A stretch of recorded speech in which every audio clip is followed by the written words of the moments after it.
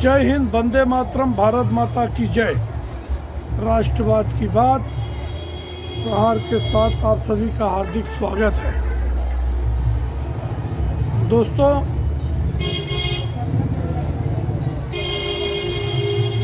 जहां एक तरफ 2024 के लोकसभा चुनाव में उत्तर प्रदेश में जो बढ़त मिली थी समाजवादी पार्टी अखिलेश यादव को, पीडीए का नारा देकर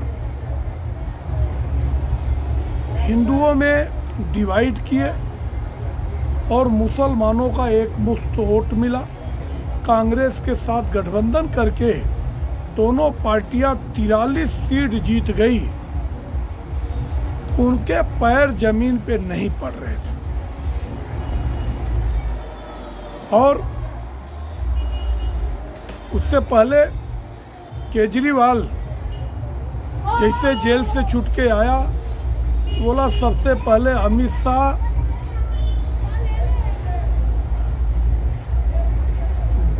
योगी आदित्यनाथ को निपटाएंगे, उनको मुख्यमंत्री पद से हटाएंगे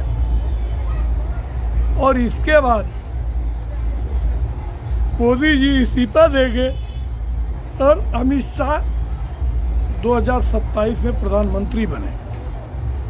ऐसे फेक नैरेटिव का जो दौर चला और उसी में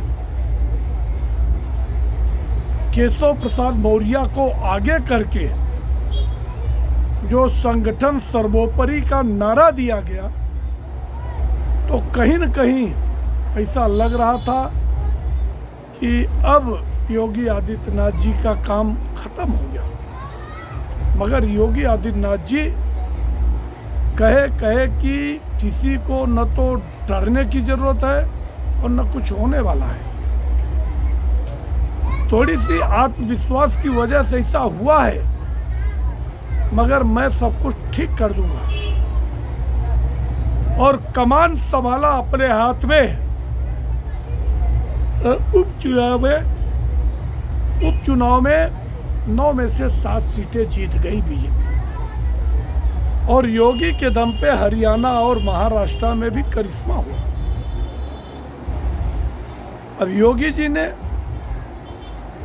जब संभल में जो घटना हुई, माननीय न्यायालय के आदेश पे सर्वे टीम, एएसआई टीम गई थी और वहां पे जिस हिसाब से मतलब जब परिणाम आए, तुर्क बनाम पठान का नारा लग गया, तो अखिलेश को लगा ये तो हमारी सियासी जमीन खिसक जाएगी।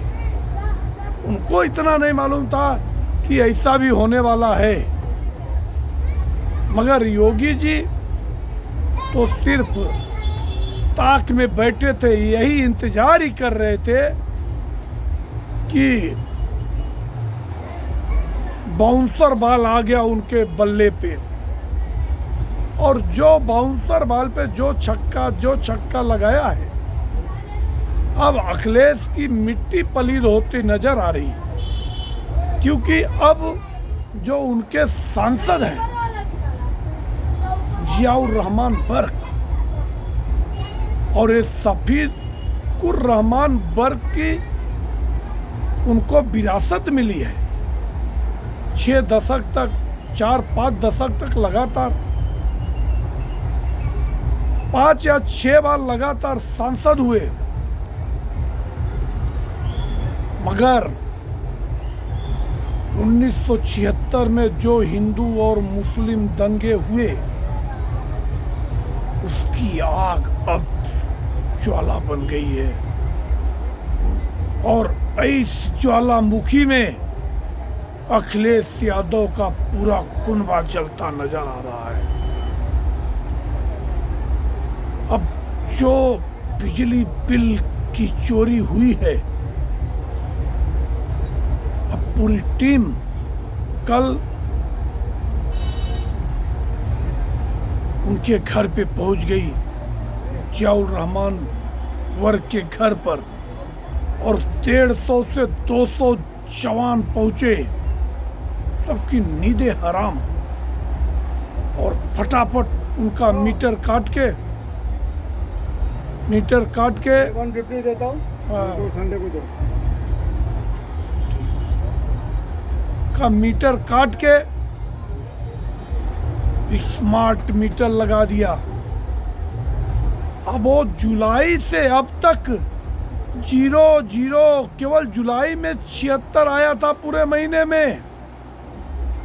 अब एक आम आदमी, हमारे जैसे आदमी के घर में 2500 से 3000 लाइट बिल आ रहा है ठंडी के महीने में, और एसी चालू रहता तो 4000 भी होता है।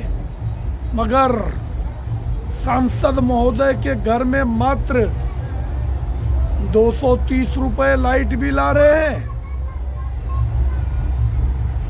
कौन सी गणित है?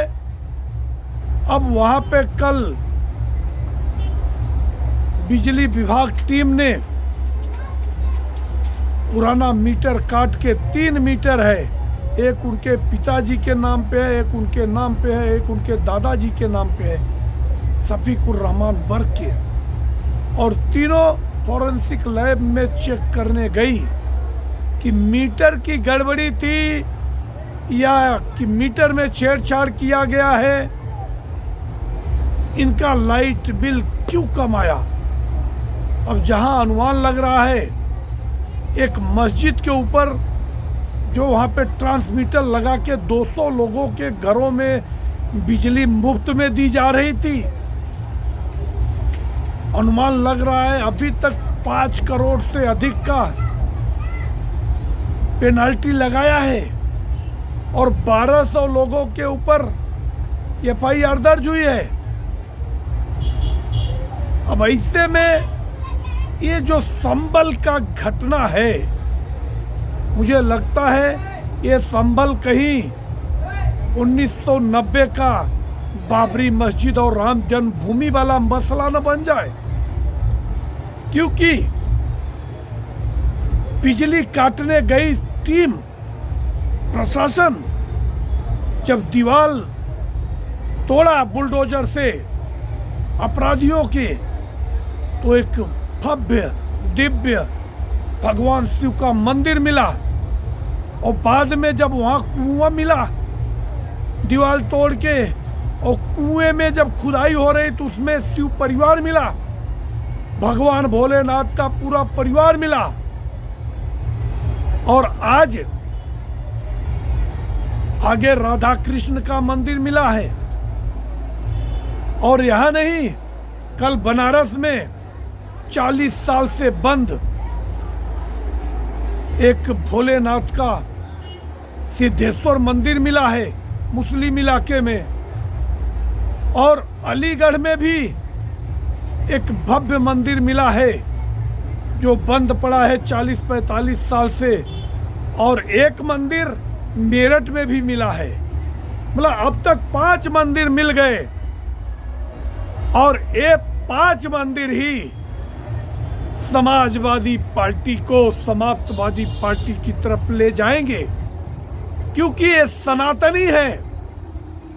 वो जो पीडीए का नारा आप देते हो, वो पीडीए सनातनी है, उसमें मौर्य है, कुशवाहा है, राजभर है, पटेल है। जो भगवान शिव में, भगवान विष्णु में, भगवान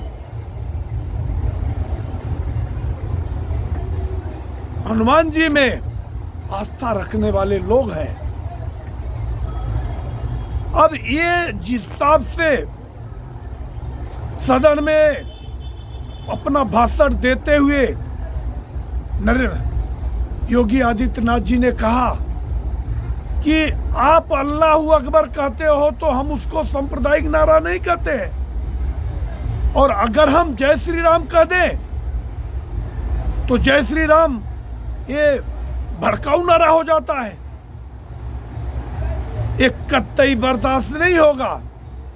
दूसरा उन्होंने कहा जितने भी दंगाई या जो ये 209 हिंदुओं का हत्या हुआ है, निर्मम हत्या,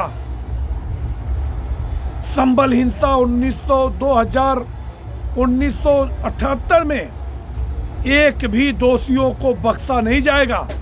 और जो संभल में पत्थरबाजी की है उसमें पुलिस वाले घायल हुए, उसमें भी उन्होंने कहा कि एक भी हिंसक प्रवृत्ति का व्यक्ति बचेगा नहीं, चाहे कितना भी रसूख वाला हो। और योगी आदित्यनाथ जी जो कह देते हैं वो जरूर करते हैं। बुलडोजर भी चल रहा है, जो मंदिर को लोगों ने कब्जा करके अपना घर बना दिया था, वो घर अपने हाथ से तोड़ रहे हैं। तो देखते रहिए आप राष्ट्रवाद की बात प्रहार के साथ। आप सभी का हार्दिक स्वागत है। धन्यवाद।